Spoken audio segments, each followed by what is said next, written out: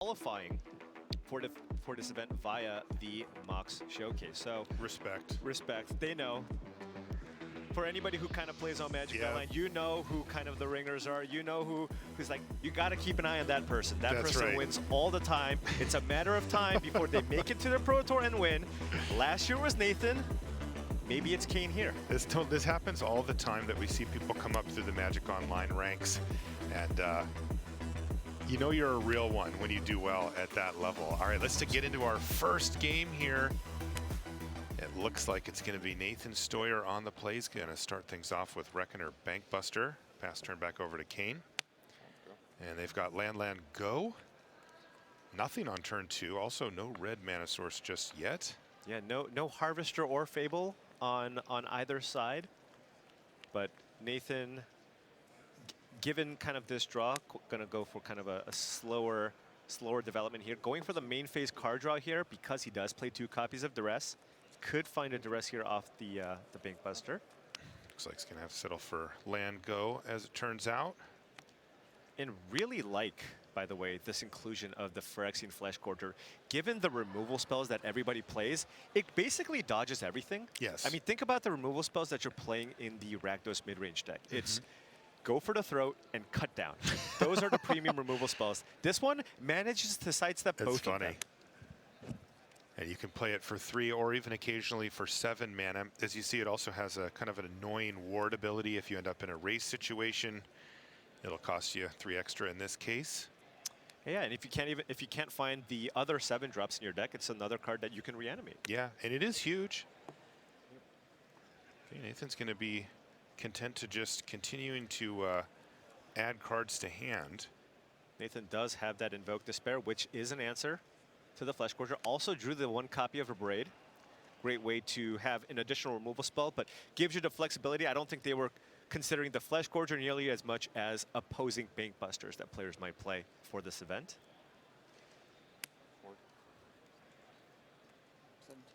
And you see that ward trigger. But you have to like that favor, the exchange in favor of Cain. Yeah. Okay, and there's another addition to the deck that you don't see on the other side. That's Atsushi the Blazing Sky for Cain. And this is a really, really annoying card to play against, especially when you're the Rakdos deck, because you have to kill it, right? You want to get it off the battlefield. But the problem is then it leaves something behind. And if you give your opponent 3 treasure tokens, we're talking about just hard cast Atraxa just from the 3 treasure tokens, right?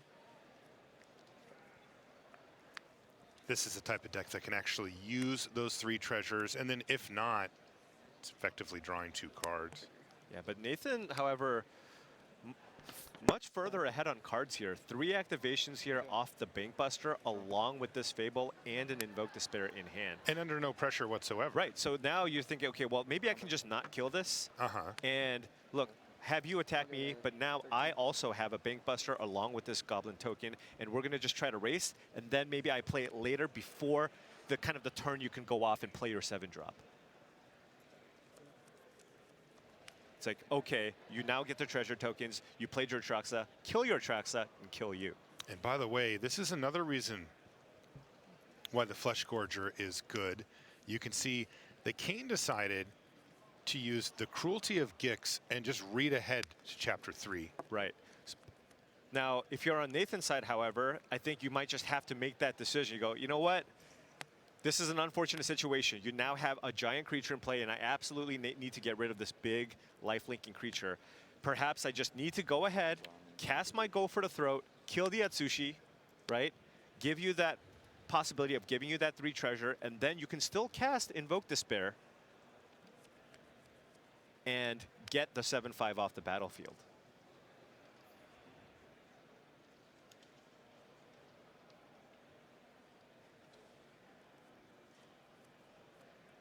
So it does have the mana for everything, I believe, if Nathan hasn't played a land, right?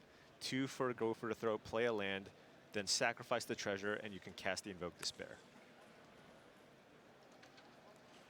And given Cain's hand, maybe it doesn't even get the treasures here. Might just look for extra cards, right? That's true.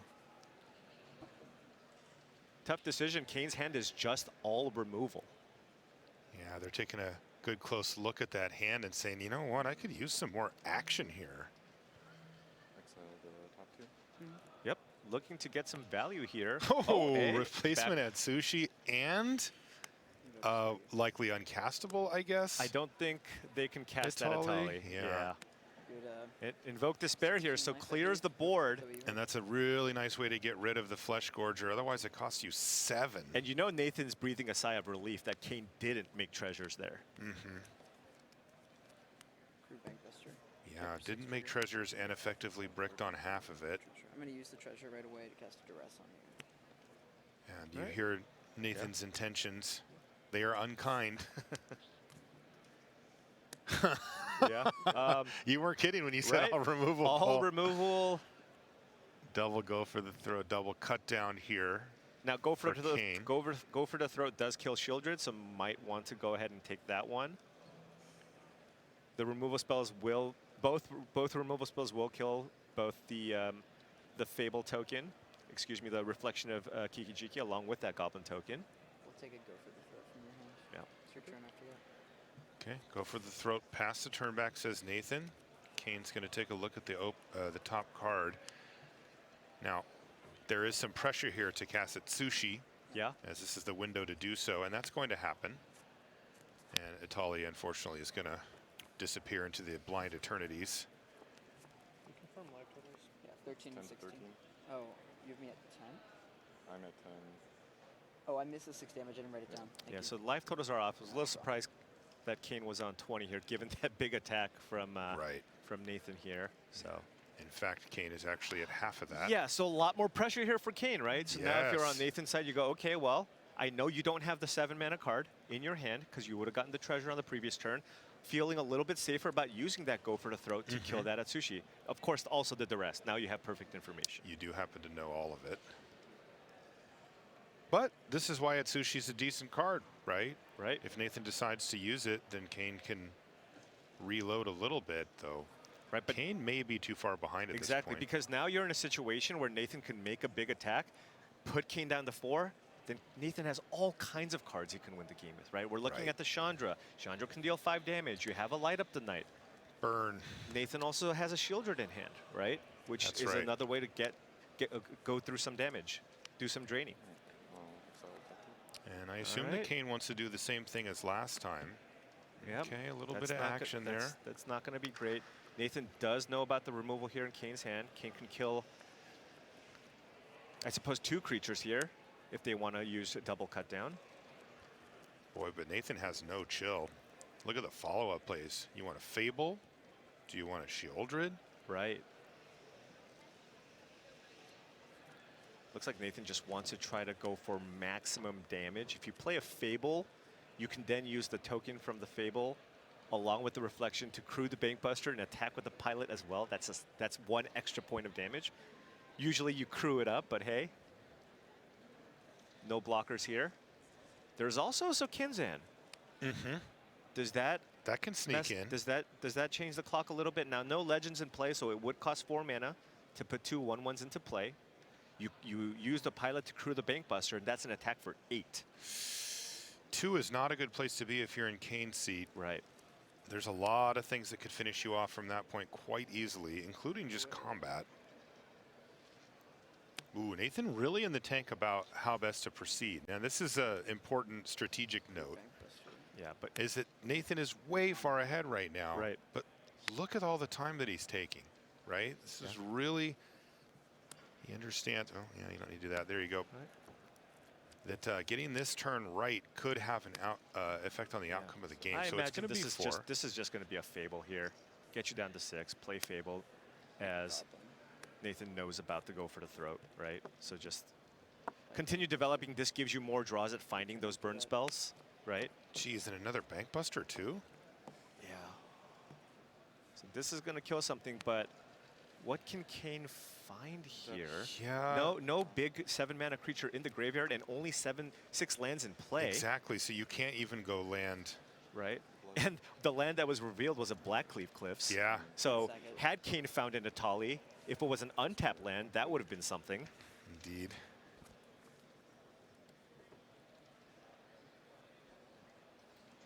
You can see that Cain cashed in that blood token immediately, found Invoke Despair.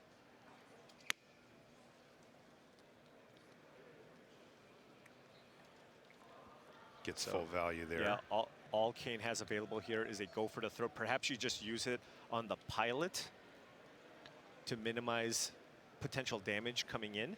Go for the throat only has 2 targets right now. All right.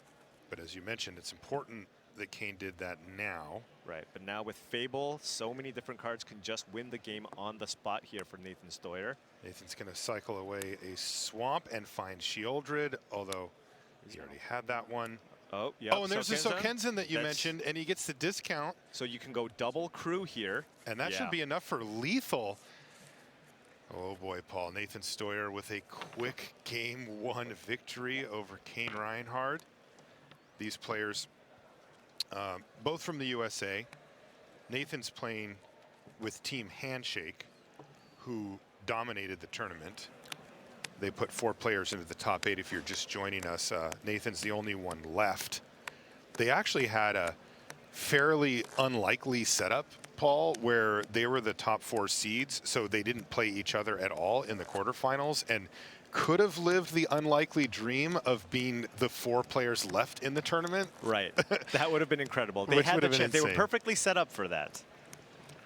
That is not how it ended up going. Right. In fact, all 3 of Nathan's teammates lost in the quarterfinals, and it was only Nathan who was able to advance.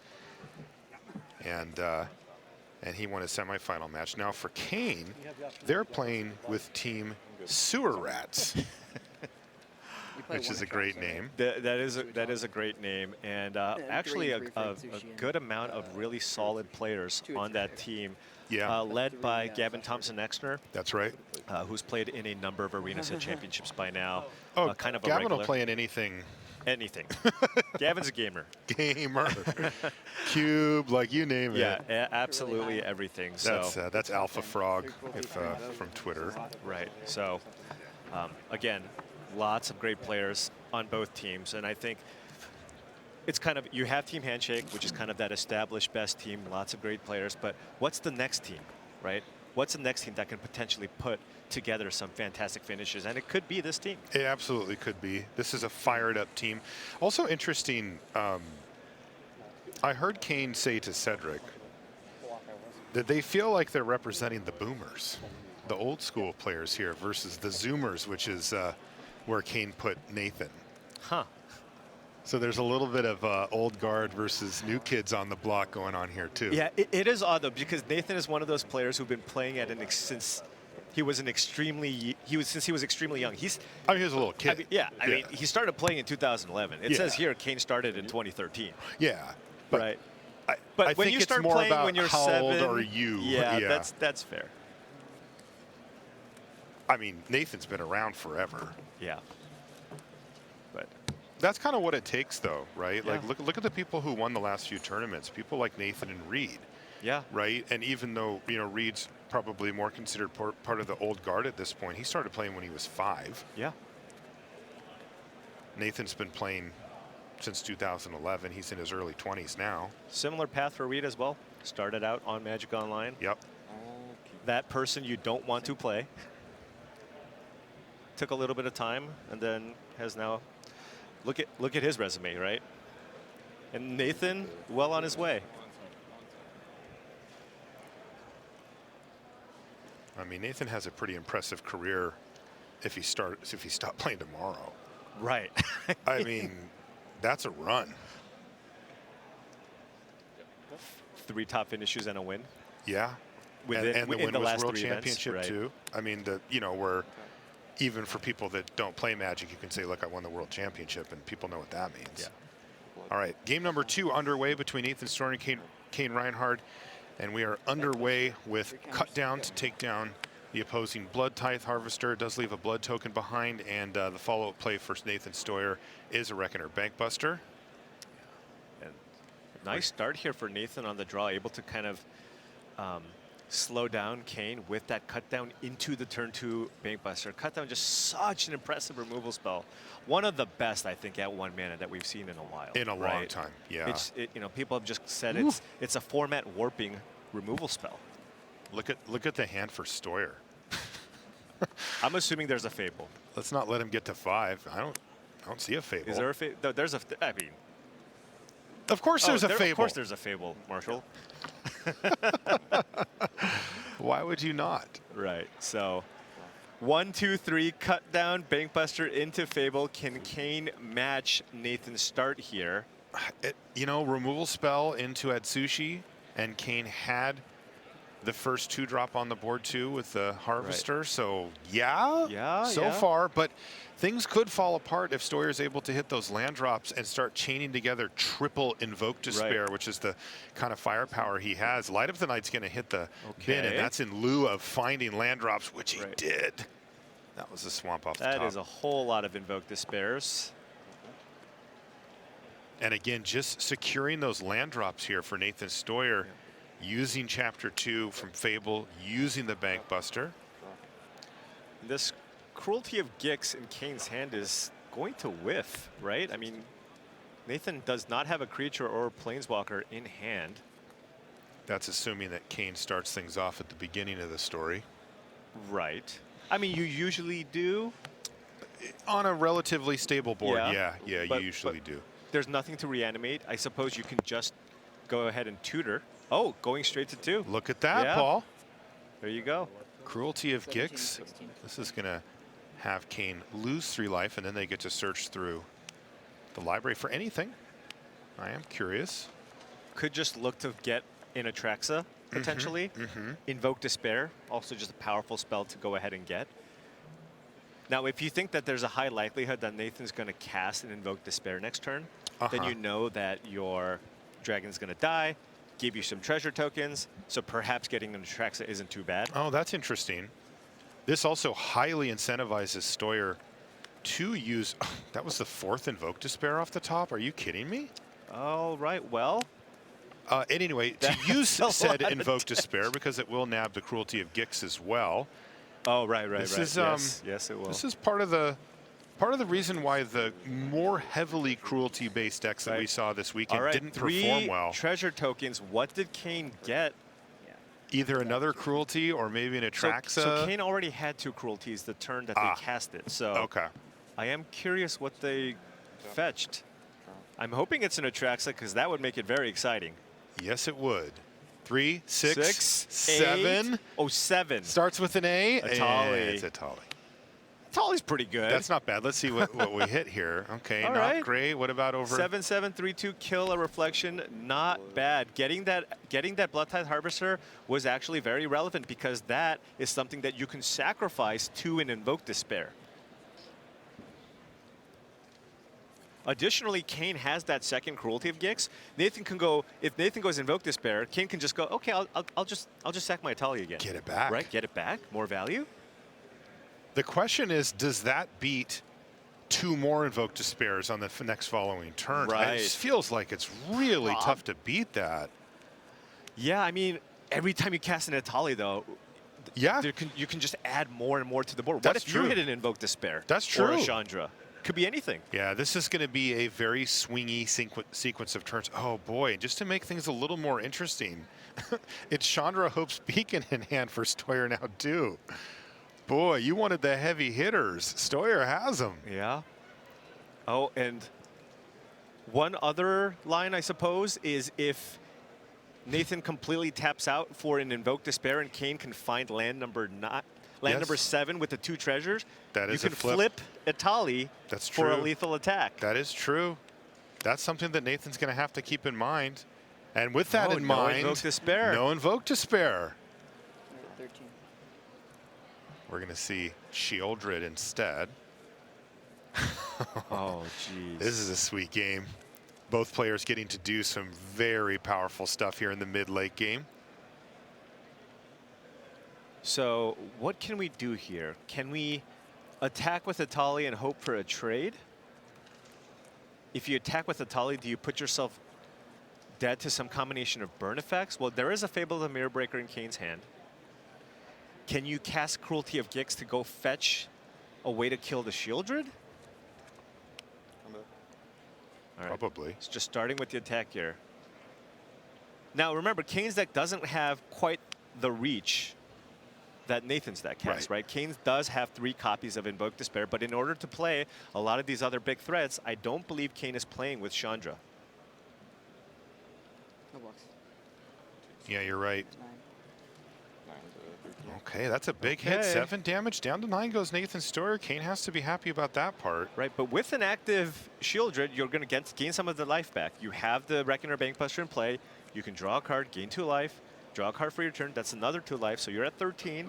So you can afford to take 1 hit, maybe 2 even, Right?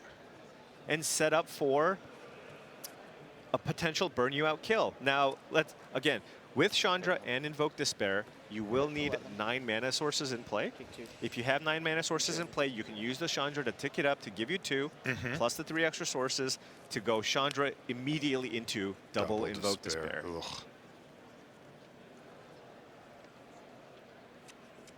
Cain decided to pitch a cut down to a blood token there, although that did cost them 2 life.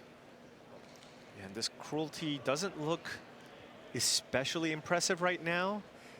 Well, so, I mean, this time, if you did go for Chapter 1, you would get that Chandra. And then try to figure out what to do on the following turn. So perhaps this is an okay turn to go for the Chapter 1 on the Cruelty of Gix. You have to think there's a reasonable shot that Nathan might have it.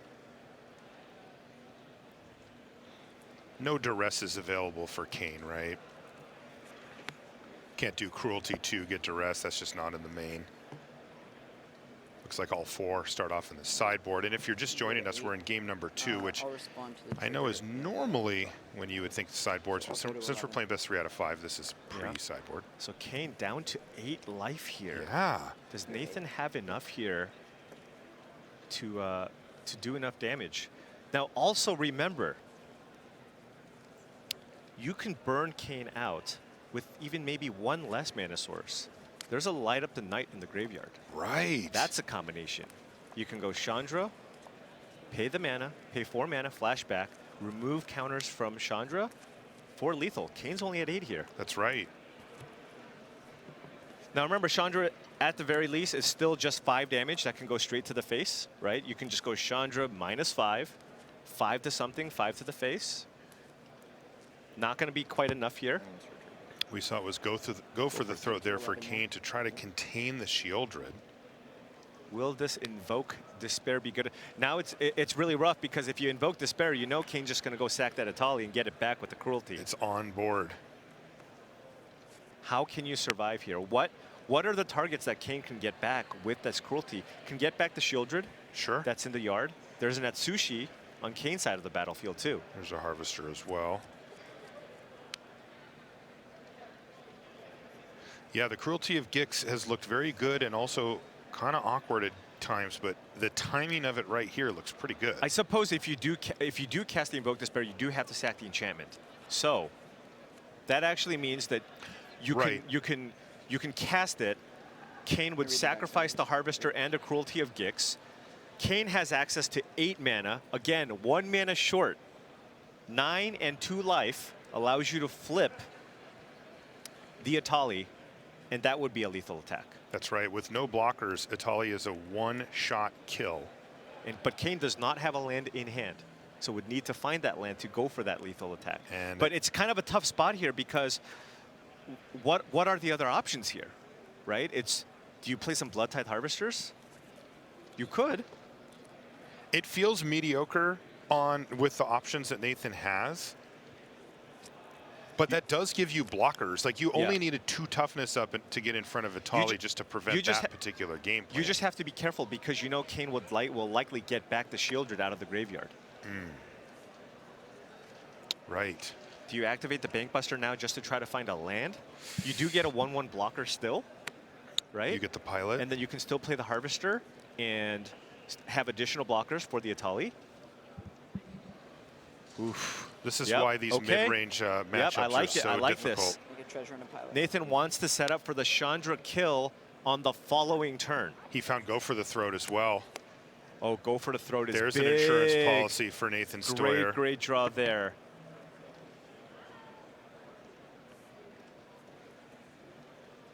Blood Tithe Harvester, go for the throat. 2 blockers, a way to kill the Atali. Blood. Go. Safest play here from Nathan Steuer, thanks to finding that go for the throat. So now Nathan has 7 mana available. If Nathan draws a land off the top, that'll give him access to 8 mana. Yes. Play Chandra, 2 mana left. Tick up Chandra, flashback, light up the night for lethal. GG.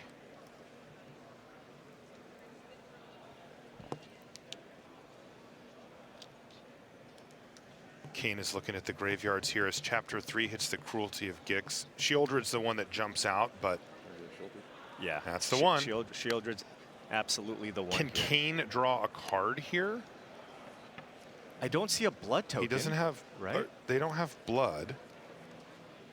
Maybe something in no, hand? there's just, Fable's too there's just slow. a Fable in a swamp, so Oh, if no. Nathan can find... And can... Atali doesn't have trample. Nathan, if Nathan really wants to find a land, Nathan can simply just block Atali. Oh, it does Atali have trample, has excuse me. trample, yeah. But if you're not going to die to 2 draw steps, it might be better to just block and use a mana here to cycle the blood to ensure you find the mana source for the give win. yourself 2 shots at hitting that land. It is something to consider. Of course, the easy thing is to just go ahead and just, hey, I'm just going to kill the Atali here. But if you block, you go up, you go to 6. Okay, he just wants to get rid of it. Solve that problem for the long term as well.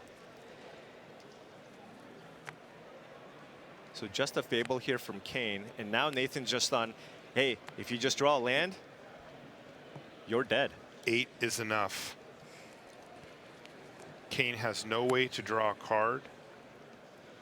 And this is kind of that Nathan knows it. that little innovation that Team Handshake added to their deck. Some folks playing 1, some folks playing 2 copies of Light Up the Night. Can he find a land here? 9. Yeah. So 8 to 9. Let's see if Nathan Steuer can rip an untapped land off the top of the library.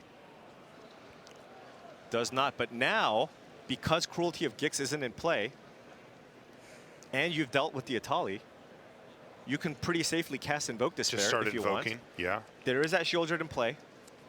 I mean, Nathan's been sitting on these triple invokes forever.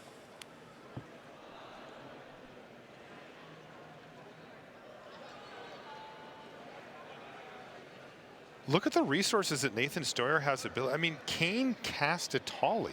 Right. Like, aren't they supposed to win? Guess not. The Rakdos deck is very resilient. Can answer lots of different threats here. It really can. Nathan's actually going to fire up the Bank Buster and attack. Interesting. So now Nathan, if Cain chooses to block with the Shieldred, Nathan can sacrifice the Harvester with the blood in play to finish it off. And Cain not really interested in going down to 4 here, so probably going to look to put something in front.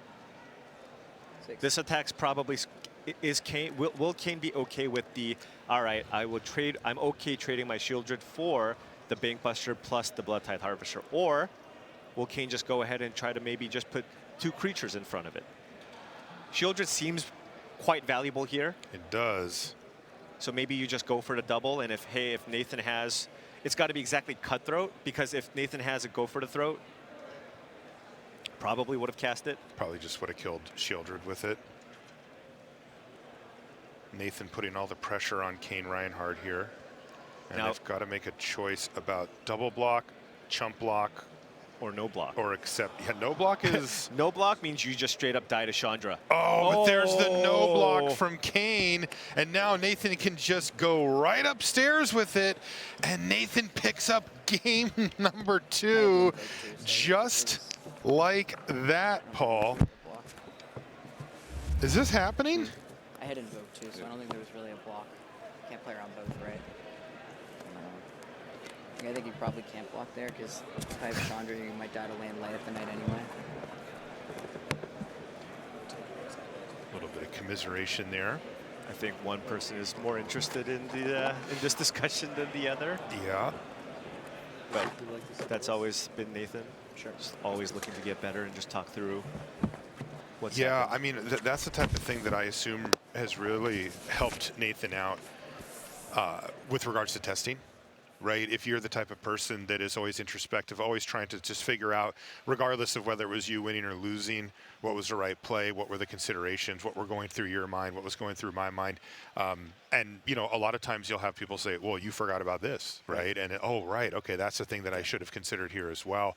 I'm sure that that's the type of thing that helps for testing and improving over time. Yeah, absolutely. And this is not just because Nathan won. Nathan does this win or lose, right? That's Just right. after every game, he just loves to talk Magic and talk about all the different things that the other person, the opponent could have been considering and all the things that he's been considering. That's right. And what he's considering right now is perhaps another win. Is Nathan going to go win second win in 3 major tournaments in a row? We're going to take a short break, but when we come back, we're all going to find out.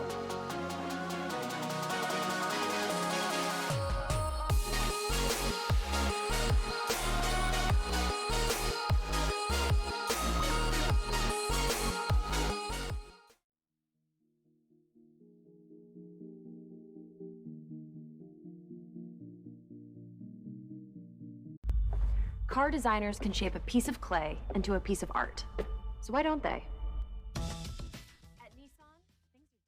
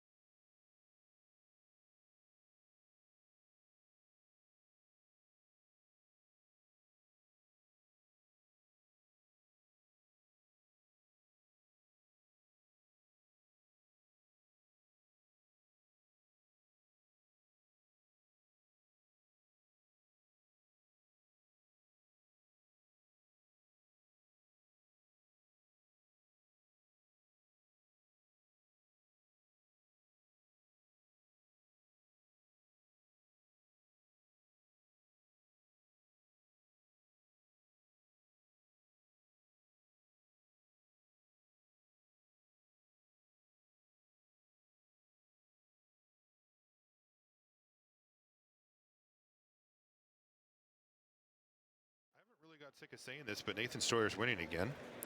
Nathan Steuer, if you're just tuning in, the world champion, the one that lost to Reed Duke at the last Pro Tour, is back in the finals and somehow up 2-0 over Cain Rianhard. Yeah. Which puts it's Nathan just in an absolutely commanding position to win yet another premier level event and add a Pro Tour trophy to the trophy case, which it's just incredible. might need to right? make another trip to IKEA with how many trophies this guy's winning. Yeah, it's. I'm just trying to look back. Just even over the last 10 years, I don't think we've seen anything like it. No. Right? No. You have to go way back. I remember when Luis, top 8'd 3 Pro Tours. But that might have been more than 10 years ago. It was like right around there. It might have been, and he didn't win any of those events. And he didn't win any of them. And it wasn't world. Like, what is happening with Nathan Steuer? It is incredible to see his career arc. I mean, especially when you go back to the World Championship when he thought he wasn't going to make top 4. Right. He was distraught. He took off his headset. He had a breakdown. I mean, he was just like devastated after the amazing run that he had there. And it turns out that he squeaked in on breakers and then won the whole thing. Yeah. And he hasn't looked back. Absolutely has not. I mean, again, at the World Championship, he was in commanding position. Just needed to win one of his last 2 matches. Lost both. Thought he was out. And you saw just how much that championship meant to him. And the thought of, okay, well, that was it. It kind of felt like that was it, shot, right? It kind of felt like he thought, you know what? I finally did it. Everything came together for me, and now I've made it. And it turns out that was step number 1. And he hasn't looked back since. And now if you're on Cain's side, down 0-2 against what many consider to be the best current player on the planet. Take it one at a time.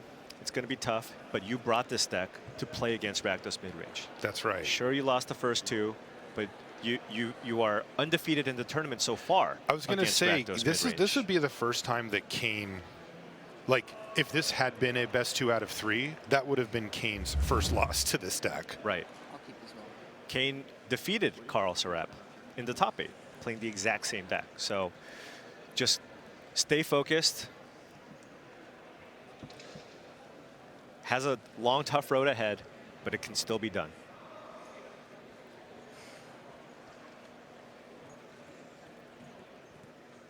You can see the players are just getting ready to get underway with what could be our deciding game.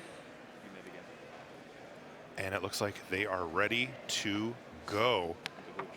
Let's see if Cain Rianhard can right the ship a little bit, pick up a game win here, now that the sideboards are in play, and start a journey back to seeing a trophy. Yeah, with this duress here, we're just going to see some Phyrexian Flesh Gorger beats. Now, Cain does have, excuse me, Nathan does have a removal spell that can actually kill it after sideboard. You do see that obliterating bolt that comes out of the board. Really great way to deal with some pesky creatures because it has that exile clause. So now Nathan has a clean answer to cards like that Atsushi. Okay, just lands after the duress. But there's Phyrexian Flesh Gorger. Nice little piece of technology that we saw in game number 1 from Cain. They've brought this. And that's no Tricky lands for Nathan Steuer. Yep. Nathan is going to miss land drop number 3 here. Whoa. So if Cain can just continue to just find some action because they have the lands, and Nathan can stumble for 1 or 2 more turns. And This that's is a something big we buster. haven't seen from Nathan. Yeah. Stumbling has not been on the menu. Whew, land off the top. Okay, That's clean big, living. Big draw, and then now you can just run out that Fable to continue getting those land drops together. But still, I mean, even just having 1 turn where you stumble could be the difference between winning or losing a game. And really great draw. I mean, Yes. Cain had nothing and Yes. found that Bank Buster. Or if Cain Oh, has an answer here for the that is Goblin action. token. Look at this. Invoke Despair as well. Can go land, invoke you, kill your entire board. Remember, Nathan also missed the land drop, so now there's no rummaging happening no here rummaging either. and no treasure tokens you draw a coming card. either. There's another land off the Oh. top. It is a tap land, Blackleaf Cliffs, but So what are you that'll working do. with? Is that another Invoke Despair? Yeah, it is. Wow. Probably Or I take. should say it was. It was, because that's going to be the card that Nathan's going to take here. Still, there's some decent action there for Rianhard. You see Yeah, no absolutely. lands, just all spells. So Nathan does have plays, and that the Blackleaf Cliffs was very, very big because Nathan has several 2-drops, so next turn can go double spell. if he wants, or can run out that Shieldred because with the duress, he knows that the Shieldred would be safe if played. Unless Cain goes ahead and casts the Gix's command to make Nathan sacrifice the biggest creature, maybe try to get a little more value.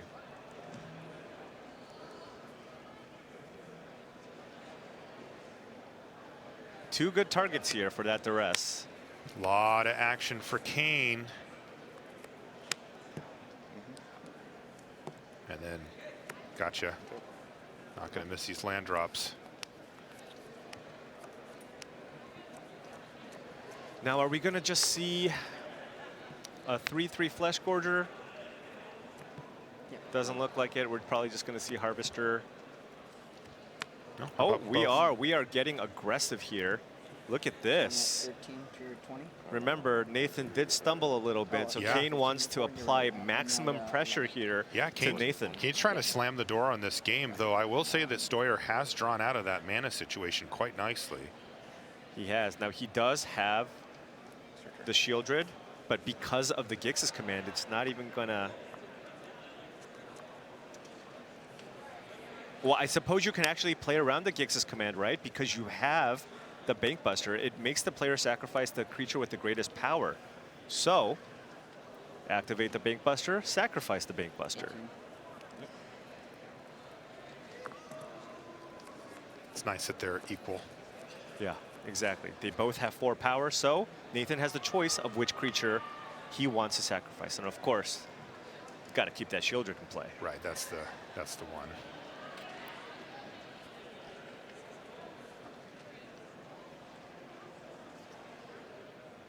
Oh, of course. Of course. So now you can go... That's really You can go smart from Gix's Cain. command, kill all creatures with 2 power or less, and also sacrifice the creature with the biggest power. This is- Gix's command will sweep Nathan's side of the battlefield, and Cain will still have a 4, can still attack for 4 this turn. This is the second time that Cain has removed all non-land permanents from his opponent's battlefield. And I wonder if Nathan is wondering, Should I have should seen I have that? even crewed this? Because He knew about the Gix's command. he just shook his head.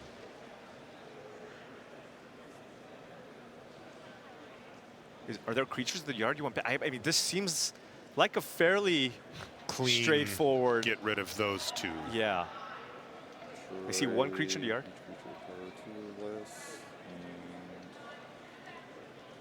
Put counters on this? Oh, right. Sure, get in there. Hey, Cain looked like they wanted to try to get aggressive, and this is the most you can get. I go to 6. Perhaps even just saying, okay, you want to Right, start but- using that but Bankbuster, good luck. Now, if Nathan has something like an Invoke Despair, however. Oh, Chandra, but not castable. Not castable. It would have been enough because that is a 5/5, but you would take a lot of damage just to kill it. You would. Invoke Despair is the card that Nathan wanted to draw there. Definitely. Now what? You see Go for the Throat in hand for Nathan, and that's why Cain has decided to bring the Flesh Gorgers. This It dodges that. It also dodges Cut Down. in its dodges prototype form. so many things. If you can just put enough pressure, your opponents just cannot kill it. Insect of blood. And remember, this Flesh Gorger also has Menace, right? It does. So Nathan needed to play 2 creatures, and I think Nathan is just, I guess, very close to that. Go down to 1. He'll be at 1. Yeah. Nathan, a little bit of desperation there. He immediately sacrificed the blood token, discarded Go for the Throat, and he found a Fable of the Mirror Breaker. Now Cain has Drew and Atsushi off the top. Combat.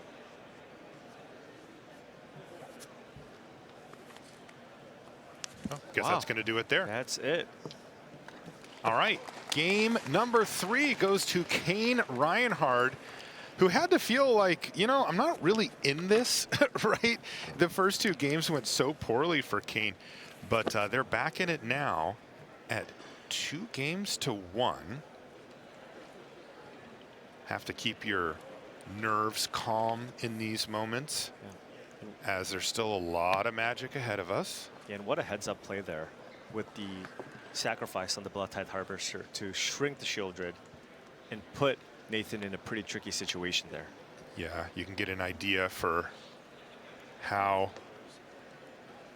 Cain finds themselves in this situation.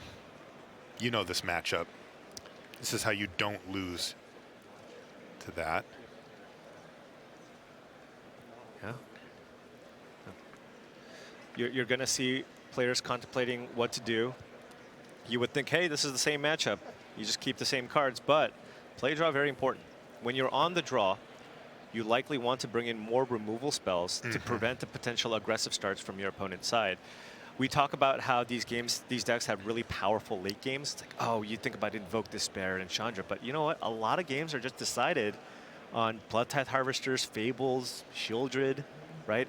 Those cards are the ones that get it done a lot of the time. And if you cannot match that start, it's just over.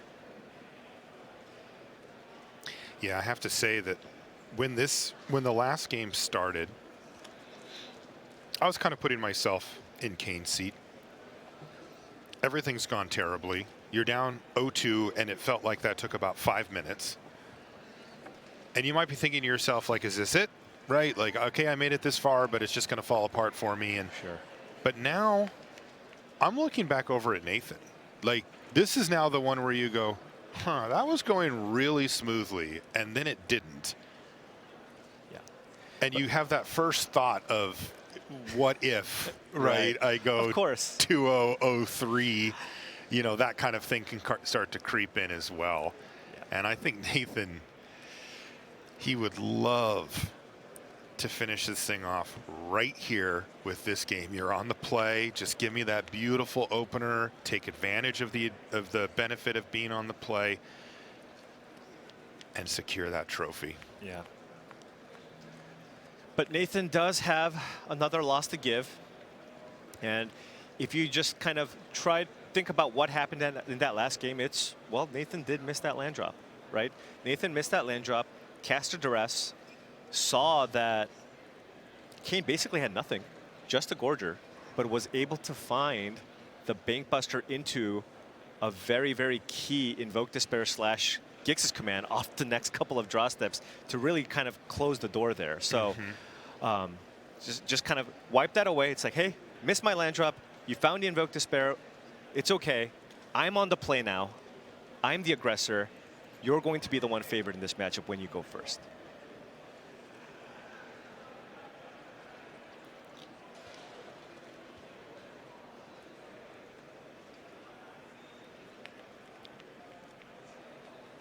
Curious to see the sideboard plan from Cain's side. When you're playing kind of this Rakdos mid-range shell, you have a lot more interchangeable pieces, but when you kind of look at something that has a little more combo element to the deck, it becomes a little bit more difficult to try to cut cards here and there, right? So you start thinking, okay, well, do I cut the combo entirely? Do I just keep Itali's in just because they're good and I can cast them? Do I take out the Atraxa? It just becomes a lot more difficult. Whereas with the mid-range decks, it's a lot more straightforward. It's like, okay, these come in, these come out. I just caught on camera there that Cain did what you said, brought in some removal. Cut down came back in. Yeah. As you mentioned, Cain's going to be on the draw this game. Yeah. So it's so important if your opponent does go turn 2 Harvester for you to be able to follow that up and go turn 1 because you're on the draw, right? The play pattern is land, go, land, go. They play second land, they go Harvester. If you can cut down and then play your own 2-drop, all of a sudden it's like you've broken serve. That's right. You've gained the tempo advantage back. Right. You're the one with that permanent in play first. Right. And if you can't, then you try to keep up, but you're one step behind every step. Then you go 2-mana removal, kill your thing. They go Fable, and you're always trying to catch up. Exactly.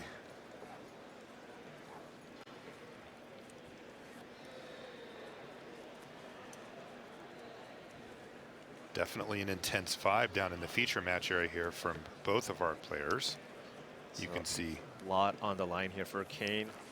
This does feel very do or die. See supporters going around here as they watch their favorite players left. First top finish here for Cain, trying to make it count, right? It's just like first time, let's go. Let's just go all the way.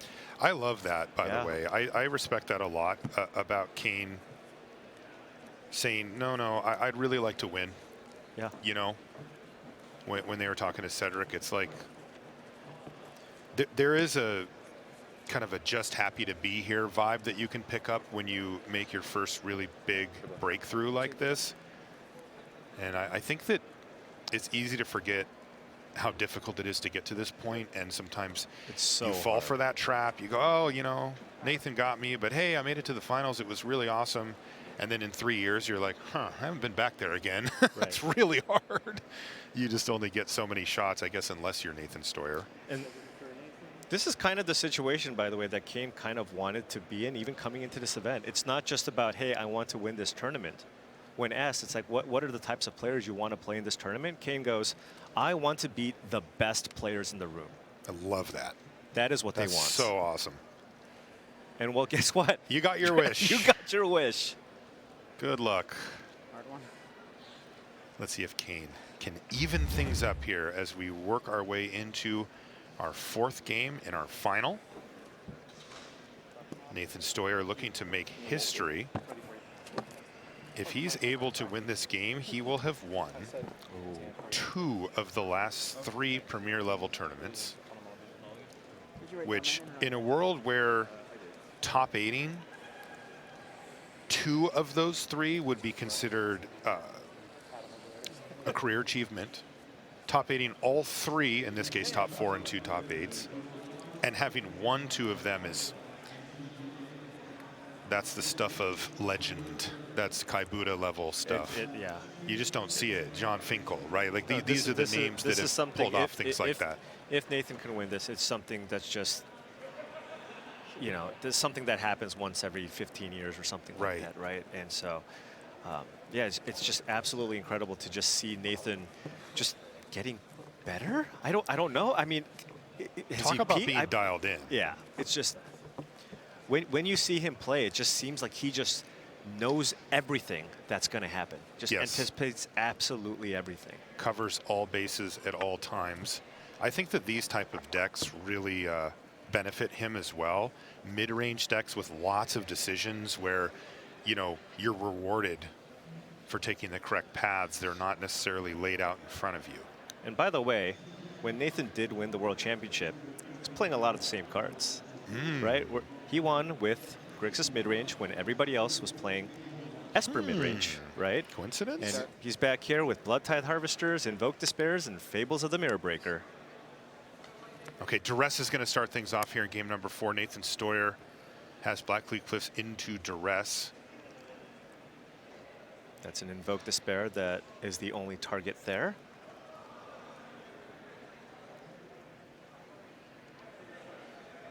What do you think about the land, the hand there for Cain? It's all right. I mean, you do have the Bloodtithe Harvester. Cain did mulligan, right? So getting Duress is unfortunate, but as long as Cain can play your 2-drop, maybe find a 3, and continue hitting your land drops, they'll certainly still be in this. Nathan's hand is fantastic. Would like to find a land, though, right? Again, with the 2 lands. With the Bankbuster, though, much higher chance of being able to find that land. 2-drop for 2-drop here, says Cain. Rianhard plays out the Bloodtithe Harvester. Land? Ooh. Oh, no land. So is Nathan just forced to activate the bank? I believe so. I mean, you're going to take the 3, but remember, Cain's deck has a little bit less reach than the typical Rakdos mid-range decks as they're playing a Reanimator strategy. Right. Land? No. Oh, no That land was Liliana. again. If Cain Ooh, can did find you see how quickly Cain if untapped Cain those can find a lands? 3-drop here, okay, no 3-drop, so that's going to be a relief here for Nathan. Oh, we're going to get a real game. Nathan does need to find these land drops, but he may have a little bit of a reprieve, although he is taking 3 a turn. It's going to add up pretty quickly. Right now, I mean, Cain's found the Atali has a blood. If they can find a Cruelty of Gix to get that Atali in play. Perfect land drop off the top here, Blackcleave Cliffs. Okay, huge, huge. Does have an answer for the Bloodtithe Harvester now. Doesn't necessarily need to use the Bankbuster this turn. because you're hitting your land for this turn. Cain watching very closely to see if Nathan has in fact hit this land or not. I mean, you could just run out Liliana here and just go, hey, spend my mana, play Liliana minus, get the Harvester off the battlefield. Close. Instead, it's going to be the middle ground. Yeah. Oh, and that's an attack for 4. Getting aggressive here, thinking it's very likely that Cain probably has a removal spell here for the Harvester. And as a result, it's just, hey, I'm going to get you, and I think can he still knows about it, yeah, right. And then I can sack my blood to continue trying to find lands. See, these are the small plays, right? Like Nathan getting in there because Nathan for 4. had legitimately 4 reasonable lines there. Exactly. Right? And Nathan just seems to be able to find the best one over and over and over again. But Cain's going to have a pretty nice board here. We're getting an attack in for 3, and now we have Atsushi. And Nathan does not have an exile removal effect. So if Nathan uses a way to kill Atsushi, that'll give Cain 3 treasures. Cain has an Atali in their hand. So you like the plan here from Cain Rianhard. No land. That was a go for the throat. Okay. But as you mentioned, kind of awkward against Atsushi. Land. Okay, so that's a Blackleaf Cliffs. So that's a happy to hit the land drop, not so happy with which one it happened to be scenario. But it's rough here at 14. You want to kill the 4/4, but you don't. Right. Also, when you kill the 4/4 matters. You don't want to take the 4. Sometimes that just happens that way. It's going to be Graveyard Trespasser. Okay. And a Blackleaf Cliffs before passing the turn back over to Cain. So this is going to be, is that a second Atsushi in hand for Cain? Does look like it. Interesting, right? You could use that as a really awkward way to generate 3 mana. Oh, right. You can just Legend Rule one away. Right. To make sure that you can play the Atali. Or you can just pitch it to the blood. But with the Trespasser out, let's see what happens. I think this is going to be another Atsushi. Is this it? Oh, right. That's a sweet play Cain could from also just Cain. look to flip the top 2 cards. No, it looks like it's treasure. No, it's All Atali right. o'clock. We're on Atali here, but now that there's 3 treasures in play, Nathan doesn't feel as bad about using a removal spell on the Atsushi. That's true. But you do have to be mindful of the big creature that's going to enter the battlefield next turn. That part does feel bad if you're Nathan Steuer. 4 mana, make 3 treasures. Hey. Untap my Atsushi, go. Look, when you play awesome 7-drops, you do what you got to do. What was that? Was that an Obliterating Bolt? Yes. Wow. Which Great does draw actually there, exile. and now has go for the throat for the Atali. So a lot of it will come down to what Cain Rianhard finds off this Atali. Yeah, we've seen some very big swings in both directions. Sometimes Atali's just okay, and sometimes it's devastating. And there's go for the throat. Killing everything. Go ahead. All right. But Nathan has to know what's coming here. Oh, you're at 9. 9 to 12. Thanks. Okay. Cain down to 9, but it's Atali o'clock. Yeah, and this could be huge, depending on what Cain Rianhard can hit off of this Atali. Chandra, Invoke Despair, right? Those are the big cards you want to hit. Those are the hitters. Let's see what happens. Oh. Okay, just a 2-drop on one side and that another gets one the on the other. Trespasser. It does. Okay. So not bad, but that was on the lower end. That is on the lower end, but this does mean that an Invoke Despair will not kill the Atali that's in play. Okay, because of the redundant Blood Tithe Harvester. Is Cain down to 1 card, though? Do they want to discard the last... Oh, no, they have plenty of cards here. Of course, Paul's talking about the ward ability on the Trespasser. Right. Oh, down to just the Flesh Gorger. Is this go for the throat worth killing the Trespasser? I suppose the answer is no. Okay. Still needs a mana to be able to hardcast the big version of the Flesh Gorger. Yep. 1 treasure in play. Really tough creature to remove, especially with Nathan at 12 life. And there's a Braid. And Land that one Liliana. is yours. Sacrifice. And minus Attack. Liliana of the Veil. Yeah, attack. Get in for 4 because you do the drain. Trigger, eat your Tully. Kane's going to go down to 5 here. Nathan's going up to 13. Okay. That also takes away the possibility Gorger of doesn't getting get a it done. Tully back. Did Nathan have an Abrade in hand? I think he just used it. Okay.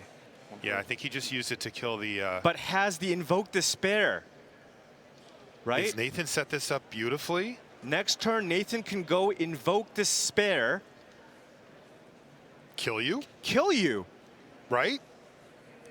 Do you have to it's pitch the Haunted blood? Ridge Flesh Gorger. That's it. Yeah, you might just need to pitch the blood and dig here instead of just going for the Flesh Gorger.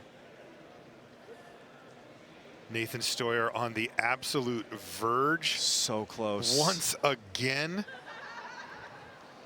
of the greatest run in modern Magic history. 2 He wins has to sit in 3 and wait events. as Cain figures out. Oh, Oh, and he's going to play his land That and play is the it. Flesh Gorger, and that means that Nathan Steuer has the win. He slams down Invoke Despair, and that is going to do it. Nathan Steuer did it again. How does he keep winning everything? He can't stop. He is unstoppable.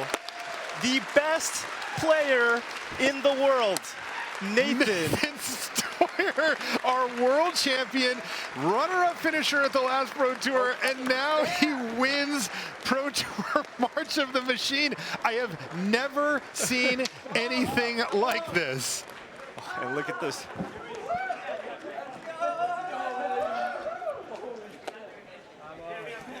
You can see he's surrounded by his teammates here.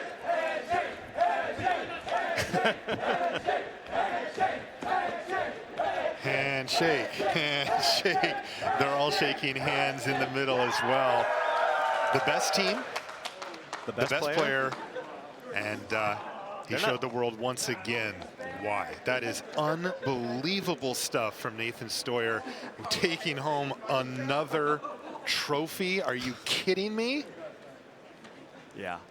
2 wins in 3 events. We have not seen that in so long. And look, he's still going, right? I mean, that's he the thing. hasn't slowed down. Like, He's it's still not going. like we talk about this and, oh, remember when Nathan won all those like, And- see and- you in Barcelona, And Nathan? again, I want to stress just how incredibly hard these tournaments are. They are so hard. You're playing against the best players. Even if you're playing against somebody where you have an edge, you're like a 60-40 edge, Exactly. right? And the fact that he's able to come back and do this event over event over event, it's just so incredible. You see Cain over there, though. First top finish, making it to the Hey, finals. we got to give Great big props to Cain Rianhard. What an incredible run. Found the right build to beat the best deck in the format. That is exactly where you want to be. Some people went a little bit too big with it, you know, super reanimator, and that didn't work, but just a little hint of extra reanimator was what was needed. So congratulations to Cain on a great finish, but Cain ran into the buzzsaw. Nathan Steuer. Nobody beats Nathan Steuer these days. This is the type of thing that is unheard of for a game like ours. It just doesn't work like that. Yeah, I mean, maybe it was, again, maybe something that you can pull off a long time ago, but now the players, the field is just so incredibly strong, and to see Nathan be able to do this, it's just unthinkable. It really is. It really is. If somebody were to tell you, hey, there's a person who's going to top 8 3 events in a row, win 2 of them, one of them being the World Championship, one of them being the Pro Tour, I would say that's not just happening. impossible. That's just not going to happen. That's just not how this works. Well, But I guess apparently it is. Yeah, Nathan Steuer has something to say about it. Great combination of prep work and execution from him, right? As we see again, you know, this team has continued to come up with the best decks over and over again for the last few tournaments. Yeah, and that's the thing with this team in particular. A lot of the times, they just pick the best deck. Not a coincidence. Change a few cards. Yeah. And then they just play it the best, Yeah. right? You've seen them do this many times. And they just continue doing that. It's just a lot of times people try to get a little creative with the way they build their decks. It's like, yo, I'm going to go over the top. No, then I'm going to do this. I'm going to do that. It's like, no. Stick to the basics. Play the best cards. We recognize that it's Fable of the Mirror Breaker, Bloodtide Harvester, Invoke Despair, and we're just going to make a couple of tweaks and just beat everybody else because we're better than them. Well, we want to hear from Nathan Steuer. He's standing with Cedric Phillips right now. Thank you, Marshall.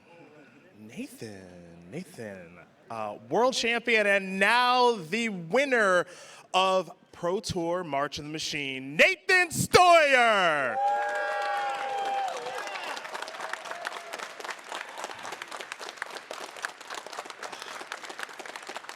So, I'm kind of new to like the whole interview the winner of the Pro Tour. I'm like new to this, right? So I was like, like Nathan wins Worlds, and then I'll interview somebody else, and then the next Pro Tour I'll view a different person, and then you're back again. You're making this look way too easy. Like, this game's really hard, and you have these awesome teammates that are helping you. How are you doing this and making it look so easy?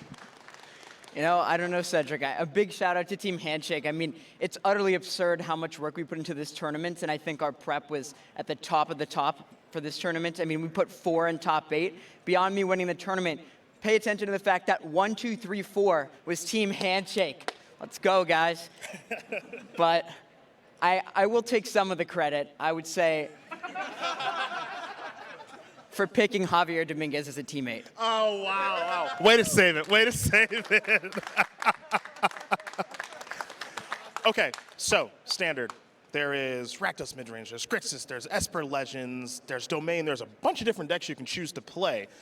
You guys set it on Rakdos midrange with Chandra and Light of the Night, and some people wanted to take Grixis because of Corpse Appraiser and the counter spells. You guys just said, we don't want to do that. We're 2-color. You, of course, won Worlds with Grixis. So tell me why Rakdos. Really, Rakdos was just a concession to the fact that we thought Fable on turn 3 was essential and we didn't want bad mana problems. And I think that our testing suggested we didn't need Corpse Appraiser to win the Mirror, and so I loved our configuration for the tournament. Well, your configuration obviously worked out beautifully. In the finals, you're playing against Cain, Rakdos Reanimator, a somewhat popular deck.